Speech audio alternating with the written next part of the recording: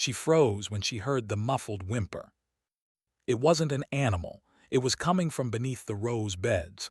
Mirabel dropped her pruning shears and fell to her knees, tearing through the freshly turned earth with trembling hands. The dirt was loose, too loose. Then she saw it. A small hand, pale and mud-caked, fingers clawing desperately toward the surface. Her heart nearly stopped. "Jesus, Lucy," she gasped. The 7-year-old girl she'd read bedtime stories to just hours before was buried beneath the garden soil. Her eyes wide with terror, her mouth gasping for air. Tears blurred Mirabel's vision as she screamed for help. But from the mansion steps, no one moved. No one rushed forward. And as she pulled the child from the earth, covered in dirt and desperation, Mirabel didn't know. Someone in that elegant red dress was watching her from across the garden, perfectly still. Because this was never a kidnapping. It was murder. And that's where her nightmare truly began. If you're already feeling the weight of this story, stay with me. You don't want to miss what comes next. Tell us in the comments where you're watching from. It's nice to know our audiences from every corner of the planet. Mirabel's hands were still shaking hours later. The ambulance lights had faded, but their colors still danced behind her eyes, blue and red, flashing like a curse across the garden where she had pulled Lucy from the earth. She sat on the cold stone steps of the servants' entrance, her uniform stained with mud and terror. The police had asked her the same question 4 times. Where were you before you found the girl? And every time she gave the same answer, but no one seemed to believe her. Inside the mansion, tension spread like smoke, the kind that chokes you slowly. Jennifer stood by Clifford's side, her red dress pristine, her hand delicate on his arm. She pretended to tremble, to weep, to play the role of a traumatized woman. But her eyes, they didn't match her tears. When Clifford finally turned to face Mirabel through the window, Jennifer leaned close and whispered something that made his expression harden. Detective Morrison stepped outside, his notebook open, his gaze sharp. "Mirabel," he said quietly, "how did you know exactly where to dig?" The question struck like a slap. Mirabel blinked, unsure whether to cry or scream. She could still feel Lucy's small body trembling against her chest when she pulled her from the dirt, fighting for air, fighting to live. She had no answer except truth. "I heard her crying," she whispered. "God led me there." Morrison's pen paused. Behind him, Jennifer appeared in the doorway, her voice honeyed with false concern. "Detective, I saw Mirabel digging in the garden, and then I found Lucy." She dabbed at her eyes with a silk handkerchief. "That poor child. I can't believe this happened in our own garden." Camera flashes erupted from the front gates. Reporters had arrived, turning tragedy into spectacle. Mirabel stood frozen as photographers captured her, mud-stained uniform, trembling hands, eyes wide with disbelief. The narrative was already being written, and she was the villain. Clifford emerged, his face pale with shock and grief. He looked at Mirabel, the woman who had cared for his children for 3 years, and confusion clouded his eyes. Pain, doubt. "Mr. Stan, I would never," Mirabel began. But Jennifer was faster, wrapping her arms around him, guiding him back inside. "She needs rest, darling. This has been so traumatic for everyone." Later that night, Mirabel sat alone in her small quarters above the garage. The walls felt like they were closing in. She pressed her palms to her face and whispered into the darkness. Why would she lie like that? But deep down, she already knew. Because the devil never lies without purpose. Upstairs in the main house, Thomas stood at his bedroom window, watching the light in Mirabel's room. His small hands pressed against the glass, uncertainty flickering in his young eyes. The next morning, reporters gathered outside the Stan estate, turning tragedy into headlines. Maid saves billionaire's daughter, or tried to kill her. Richard tried to shield the family from cameras, but the damage was done. Jennifer played the perfect fiancée, clutching a photograph of Lucy and crying on cue. "We just want answers," she told them, her voice breaking beautifully. "I trusted her with my children. I noticed certain behaviors, a strange attachment, But I never imagined. She trailed off, letting the reporters fill in the blanks with their darkest assumptions.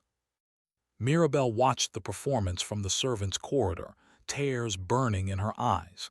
Clifford's attorney had already delivered the message that morning: administrative leave effective immediately. They were covering their bases, protecting their interests. She was being erased. That afternoon, Thomas slipped into the garage where Mirabel was packing her few belongings. The 10-year-old looked over his shoulder, frightened, before speaking. "Miss Mirabel," he whispered, "Jennifer hurt Lucy before. I saw her push Lucy down the stairs last month." His voice cracked. "But she said I was lying. She said if I told anyone I'd be sent away." Mirabel knelt down, her heart breaking. "Thomas, I believe you. I promise I'll." "She's dangerous," he interrupted. "Please be careful." After he left, Mirabel returned to the garden, studying the spot where she'd found Lucy. Something glinted in the afternoon sun, a small object half buried in the disturbed soil. She brushed away the dirt and froze. An earring. Expensive, European designer, the kind Jennifer wore to charity galas. The engraving inside read J.M. Jennifer's maiden name wasn't Morrow, was it? Mirabel's heart pounded. She pocketed the earring and looked back at the mansion. One window on the second floor framed Jennifer's silhouette, unmoving, watching her the same way she had that terrible day. Hours later, Detective Morrison returned with a search warrant. Mirabel's small quarters were invaded, drawers opened, belongings scattered, and then an officer emerged holding something in an evidence bag. Lucy's torn nightgown, the one she'd been wearing when she was buried. "Where did you— I've never seen that before," Mirabel gasped. Morrison's expression remained neutral, but his eyes held questions. "Don't leave the city, Mirabel. You're a person of interest." That night, alone in her room, Mirabel fell to her knees and prayed. Her voice broke as she whispered into the darkness, asking for strength, for truth, for protection. The walls felt like they were closing in, and Jennifer's web was tightening. But somewhere in that prayer, steel formed in her spine. She wouldn't let this evil win, not while Lucy and Thomas needed her. Mirabel barely slept that night. Every creak of the garage, every rustle outside her window made her heart leap. But fear wouldn't save Lucy and Thomas. Only truth would. She sat at her small desk, the laptop screen glowing in the darkness, and typed with trembling fingers. Jennifer plus previous marriages.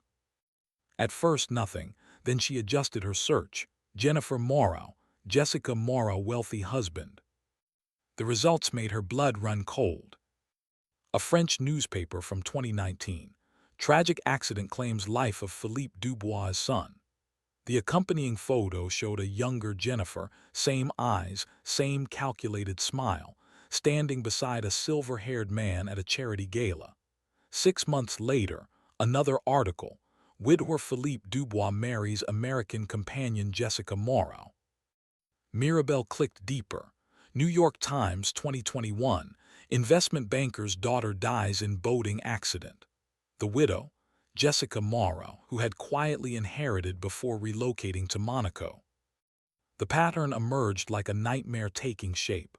Wealthy widowers, children who stood in the way of inheritance, accidents, marriage, money, disappearance. Each time Jessica emerged somewhere new, under a slightly different name, always moving, always hunting. And now she had set her sights on Clifford Stan. Mirabel's hands shook as she saved screenshots, building a file that might save her life, and the children's. A soft knock startled her. Thomas slipped inside, his pajamas wrinkled, his face pale in the dim light. "I couldn't sleep," he whispered. "I keep thinking about what Jennifer said last week." Mirabel pulled him close. "What did she say, honey?" "She was on the phone. I heard her tell someone that Mommy's death wasn't really an accident." His voice cracked. "And when she saw me listening, she smiled. She said, 'Accidents happen to children who don't mind their own business.'" Mirabel's stomach turned. Clifford's late wife, Catherine, had died 3 years ago when her car plunged off a mountain road. Brake failure, the investigation concluded. No foul play suspected. But now, Thomas, listen to me. Mirabel gripped his shoulders gently. I will protect you and Lucy, I swear it, on everything I believe in. He nodded, tears spilling down his cheeks, and slipped back into the night. Mirabel turned back to her screen, but movement outside caught her eye. Through the window, she saw Jennifer standing in the mansion's garden, perfectly still in the moonlight, watching, waiting. For just a moment, her perfect mask flickered, and something dark and cold looked back. Mirabel didn't look away. This was war now, and she intended to win. Mirabel watched from her borrowed car as Jennifer's sleek Mercedes pulled away from the mansion just after dawn. Instead of heading toward the city center, Jennifer took the highway north, toward the industrial district where nothing existed but warehouses and self-storage facilities. Mirabel followed at a distance, her pulse hammering. 20 minutes later, Jennifer pulled into Secure Store Solutions, swiped a card at the gate, and disappeared inside. Mirabel waited 15 minutes before approaching the attendant's booth. The young man barely looked up from his phone. I need information about a unit, she said, sliding $200 across the counter, nearly all the cash she had left. Rented under J. Moreau. He hesitated, then pocketed the bills. Unit 247, been renting it for 8 months, pays cash, never late. 8 months, right around the time Jennifer became engaged to Clifford. That night, Mirabel returned with bolt cutters she'd borrowed from the gardener's shed. Her hands shook as she cut the lock, the sound echoing through the empty corridor. Inside the unit, she found a carefully organized archive of deception. Medical journals with pages marked, pediatric sedatives, dosage and detection, printed research on substances that metabolize quickly, leaving minimal trace, photos, dozens of them, showing Jennifer near the Stan estate's garden at various times, and there, dated the night before Lucy's burial, a timestamp, 11:47 p.m. Jennifer in dark clothes, carrying a small gardening shovel toward the rose beds. Security footage from the estate's perimeter cameras, stolen and saved. Jennifer had been planning this for months. Mirabel's hands trembled as she photographed everything with her phone, her breath coming in short gasps. This was proof. This was truth. Meanwhile, Jennifer continued her performance flawlessly. She hosted a charity luncheon at the mansion, playing the gracious hostess while photographers captured her elegance. She touched Clifford's arm tenderly, smiled for the cameras, and spoke of healing as a family. Later, in the privacy of Clifford's study, her voice turned softer, more concerned. Darling, I'm worried about Mirabel. I've noticed some concerning behaviors. The way she watches the children. Her room is filled with their photographs. I think she might need psychiatric evaluation for everyone's safety. Clifford rubbed his temples, exhausted. He trusted Mirabel for years, but Jennifer was the woman he loved, the woman who'd brought light back into his life after Catherine's death. I don't know what to believe anymore, he admitted quietly. I know, my love, Jennifer murmured, victory gleaming in her eyes. I know. In her quarters, Mirabel worked through the night, compiling evidence into a comprehensive file. Screenshots, photographs, timelines, articles about Jessica Moreau's previous victims. Tomorrow she would act. Tomorrow the truth would fight back. Mirabel created an anonymous email account at the public library and sent everything to Detective Morrison. Passport photos showing Jennifer's face under different names, Jessica Moreau, Jennifer Matthews, Jessica Villeneuve. News articles about suspicious deaths spanning 3 countries. Timeline documentation. Storage facility photos. The subject line read simply, "The woman you're looking for." She hit send and exhaled, praying it would be enough. At the police station, Morrison opened the email and went completely still. He clicked through file after file, his expression darkening.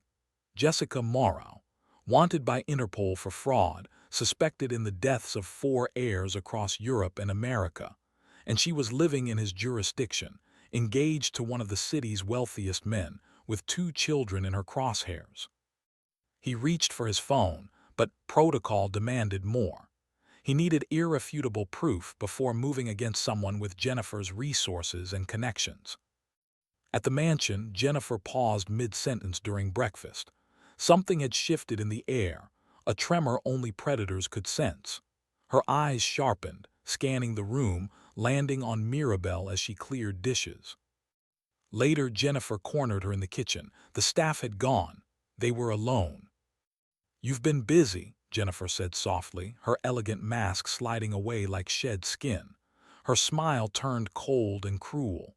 "Digging where you don't belong. You should have stayed in your place, Mirabel. Now you're going to lose everything."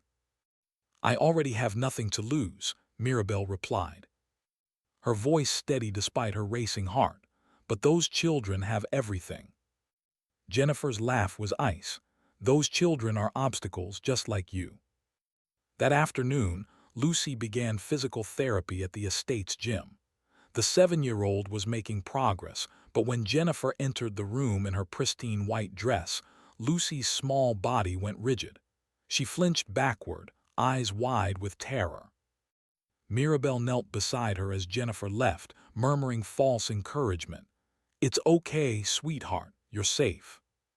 Lucy's whisper was barely audible. "She told me the dirt would help me sleep forever, like Mommy." Tears streamed down her face. "She said Mommy was sleeping in the ground and I could visit her." Mirabel's blood turned to ice. She held Lucy close, rage and determination burning through her veins. Her phone buzzed hours later, unknown number. "This is Morrison. Meet me at Riverside Park North entrance. 30 minutes, come alone."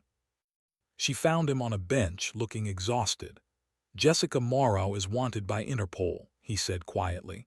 "I believe you, Mirabel. Everything you sent checks out, but I need more to arrest her, something concrete that ties her directly to Lucy's burial." "How much time do we have?" Morrison's expression was grim. "Not much.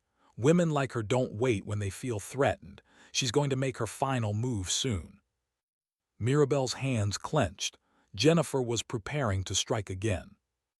And this time she wouldn't miss.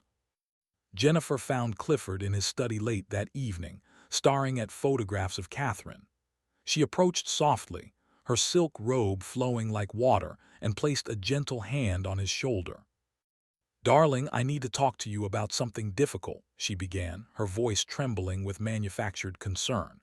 "I'm worried about Mirabel, the way she looks at the children, the way she hovers. I think she's becoming obsessed with replacing me as their mother." She paused, letting fear bloom in his exhausted eyes. "I'm afraid she might hurt them to eliminate me from their lives." Clifford turned, confusion and pain etched across his face. "Mirabel, she's been with us for 3 years. She loves those children." "That's exactly what frightens me," Jennifer whispered. "Love can become obsession, and obsession can become dangerous." She squeezed his hand. "I just want us all to be safe." For the first time, doubt crept into Clifford's heart. The seed Jennifer had been planting took root. The next morning, Jennifer made an anonymous call from a burner phone. "There are suspicious medications in the Maid's quarters at the Stan estate. Child sedatives. You should check before another child gets hurt." 2 hours later, police returned with another search warrant. This time they went directly to Mirabel's bathroom. Behind a loose tile, recently disturbed, they found a bottle of pediatric sedatives, the same kind used to subdue Lucy before her burial. Mirabel stared in disbelief. "That's not mine. I've never seen that before. She planted it, Jennifer planted it." Detective Morrison looked pained, but protocol was protocol. "Mirabel Johnson, you're under arrest on suspicion of attempted murder." As they handcuffed her, Thomas came running from the house, his face streaked with tears. "She didn't do it. Jennifer did. Jennifer buried Lucy. Why won't anyone listen to me?" Jennifer rushed forward, pulling Thomas into her arms for the cameras that had, conveniently, already arrived. SHH, sweetheart, I know this is confusing. Everything will be okay. But as she held him, she leaned close to his ear, her whisper cold as winter. Careful, darling. Accidents happen to children who tell lies. You wouldn't want to end up like Lucy, would you? Thomas went rigid with terror. That night, Mirabel sat in a holding cell, the fluorescent lights buzzing overhead. Her uniform had been replaced with prison orange. Everything felt surreal, nightmarish. She closed her eyes and prayed for strength, for justice, for the children she'd sworn to protect. Footsteps approached. Detective Morrison stood outside the bars, his expression conflicted. "I'm working on it," he said quietly. "The Interpol connection, the evidence you provided, it's building, but I need 48 hours. Can you hold on?" Mirabel met his eyes. "Do I have a choice?" "No," he admitted. "But neither does she. Jennifer's getting desperate. Desperate people make mistakes." Mirabel nodded. 2 days. She could survive 2 days. She had to. Morrison worked through the night, calling in favors, cutting through red tape. By dawn, Mirabel was released on bail, posted anonymously by the detective himself, though he'd never admit it. She went straight to Clifford. He stood in his office, hollow-eyed and conflicted, as Mirabel laid out everything: passport photos, news articles, storage facility evidence, timeline of deaths across 3 countries, Lucy's whispered confession about the dirt helping her sleep forever like mommy. "This is insane," Clifford whispered, but his hands shook as he held the documents. "Jennifer wouldn't. She loves me. She loves the children." "Does she?" Mirabel asked quietly. "Or does she love your fortune? Mr. Stan, please just watch her carefully. That's all I'm asking." He looked at the evidence again, then at Mirabel's desperate eyes. Finally, he nodded. "I'll watch." That afternoon, Lucy was transferred to City General Hospital for additional observation. The doctors wanted to monitor her recovery, ensure no lasting damage from oxygen deprivation. Mirabel kept vigil in the hallway, refused to leave despite her exhaustion. Thomas sat beside her, small and frightened, while Clifford handled paperwork. Jennifer arrived 2 hours later, immaculate in a cream Chanel suit, carrying her signature designer handbag. She smiled at the nurses, played the concerned stepmother perfectly, and asked for privacy with her daughter. Through the door's window, Mirabel watched. Jennifer approached Lucy's bed, her elegant smile fading as she glanced back to ensure she was alone. Her hand slipped into her handbag. Mirabel's blood turned to ice. She saw it, the precise moment Jennifer's mask fell away, replaced by cold calculation. The syringe emerged, filled with clear liquid. Mirabel exploded through the door. "Step away from her, now." Jennifer turned, and for a heartbeat, her true face showed. No warmth, no humanity, just predatory rage. Then she smiled, poison sweet. "You're too late, Mirabel. I've done this 6 times before in 3 countries with 7 different children." Her voice was silk over steel. "And do you know what I've learned? No one ever believes the help. You're just the maid, and I'm the grieving fiancée." She moved toward Lucy's IV line. Mirabel lunged forward, putting herself between Jennifer and the bed. "Not this time." Clifford appeared in the doorway, Thomas clutching his hand. They stood frozen, watching Jennifer hold the syringe, her perfect mask shattered completely. "Jennifer," Clifford's voice broke, "what are you doing?" Jennifer's eyes darted between them, calculating, desperate. The syringe trembled in her hand. "Saving us from obstacles," she whispered. "These children, they're in the way of our future, our life together. Can't you see? They have to go." The truth hung in the air like poison. And everything changed. Mirabel lunged forward, her hand closing around Jennifer's wrist just as the needle moved toward Lucy's IV port. They struggled, Jennifer's elegant facade crumbling into snarling desperation. The syringe flew from her grip and shattered against the tile floor, its contents spreading like an accusation across white linoleum. "Let go of me," Jennifer hissed, her perfectly manicured nails clawing at Mirabel's arm. The door burst open. Detective Morrison rushed in with 4 uniformed officers, weapons drawn. "Jennifer Whitmore, you're under arrest." Jennifer wrenched away from Mirabel, her chest heaving, mascara beginning to streak. "You can't prove anything. This is assault. She attacked me. I was just visiting my stepdaughter and this obsessed woman." "Jessica Moreau," Morrison interrupted, his voice cold and precise. "Wanted by Interpol for fraud, conspiracy to commit murder, and the deaths of 7 people across 3 countries.